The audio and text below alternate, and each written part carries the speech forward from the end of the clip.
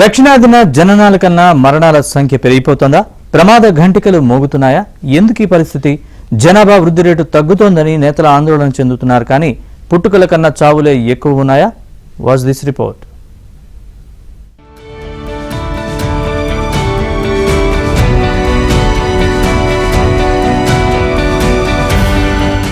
జపాన్లో 2024 ప్రథమార్థంలో దాదాపు 40,000 మంది ప్రజలు తమ ఇళ్లలో ఒంటరిగా మరణించారు. వారు చనిపోయినా కనీసం మృతదేహాలను కూడా తీసేవారు లేరు. జననాల సంఖ్య తగ్గిపోయింది.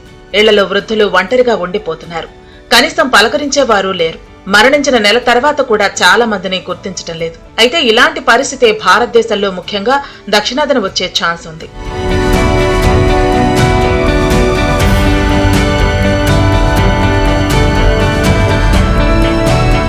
దేశంలో జనాభా వృద్ధి రేటు క్రమంగా తగ్గిపోతోంది.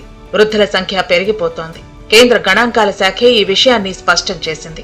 జనాభా పెరుగుదల వార్షిక సగటు వృద్ధి రేటు కొన్నేళ్లుగా తగ్గుతోంది.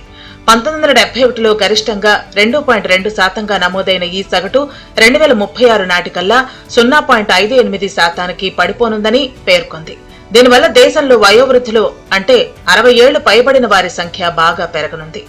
చారిత్రకంగా చూస్తే దేశ జనాభా పిరమిడ్ కింది భాగంలో విస్తృతంగా ఉండేది. అంటే పిల్లలు, యువత జనాభా ఎక్కువగా ఉండేది. కానీ 2026, 2036 జనాభా అంచనాల ప్రకారం పిరమిడ్ అడుగు భాగం కుంచుకుపోనుంది.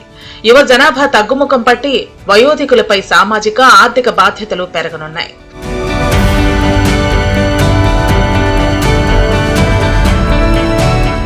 దేశంలో 49 జిల్లాల్లో జననాల కన్నా మరణాల శాతం పెరిగిందని 2021 సివిల్ రిజిస్ట్రేషన్ డేటా వెల్లడించింది. తమిళనాడులోని మొత్తం 37 జిల్లాల్లో 17 డిస్ట్రిక్ట్స్ లో ఇదే పరిస్థితి. అంటే మొత్తం రాష్ట్రంలో సగం భూభాగంలో ఇదే పరిస్థితి. 2019తో పోలిస్తే 2 ఏళ్లలోనే పెను మార్పులు వచ్చాయి. అప్పట్లో కేవలం 7 జిల్లాల్లోనే బర్త్ రేట్ కన్నా డెత్ రేట్ ఎక్కువగా ఉండేది. క్రమంగా పరిస్థితిలో మార్పు వస్తోంది. మనది ప్రపంచంలోనే అత్యంత ఎక్కువ జనాభా ఉన్న దేశం. కానీ దేశంలో కొన్ని ప్రాంతాల్లోనే జనాభా పెరుగుతోంది, కొన్ని ప్రాంతాల్లో ప్రమాదకరంగా తగ్గుతోంది. ఒకప్పుడు జనాభా భారం, ఇప్పుడు జనాభా ఆస్తి. How to make it, how to help him. రెండోది మీరు గుర్తుపెట్టుకోవాల్సింది, భారతదేశంలో ఉండే Indian families are the best in the world. ఆ ఫ్యామిలీస్ సెక్యూరిటీ ఇస్తాయి. ఫ్యామిలీకి సెక్యూరిటీ. ఇప్పుడు మీరున్నారు, మీకు ఆరోగ్యం బాగాలేదు, లేకుంటే ఏదో జ్వరం వస్తుంది, ఇంటికి పోతానే మీ భార్య, మీ పిల్లలు అక్కడి నుంచి వాళ్ళు చూసుకుంటారు. ఇంకా అది వేరే కల్చర్లో లేదు. ఇప్పుడు ఏది చూసినా family, big family is the నామ్. Family as a unit, empowerment is the reality. I want do everything. పిల్లలు లేకపోతే పోటీ లేదు. మీరు పిల్లల కన్నాక ఏమన్నా బయట పోయినా పర్వాలేదు, మీరు ఎలిజిబుల్. సమాజానికి వదిలిపెట్టాలి మీరు.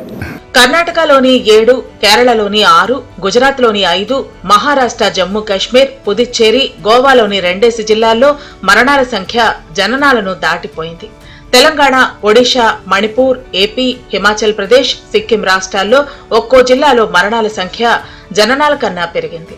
ఏపీలోని కృష్ణా జిల్లా, తెలంగాణలోని హైదరాబాద్ పరిసరాల్లో ఇదే పరిస్థితి నెలకొంది. దక్షిణాదిపైన ఈ ప్రభావం ఎక్కువగా ఉంది. అందుకే ఎక్కువ మంది పిల్లల్ని కనాలంటూ తమిళనాడు సీఎం స్టాలిన్ పదే పదే పిలుపునిస్తున్నారు. దీనివల్ల జనాభా పెరగాలి. ప్రభుత్వ ఉద్యోగస్తులు కూడా వాళ్ళకి మెటర్నిటీ లీవ్ ఇస్తారు, ఒక 6 నెలలు.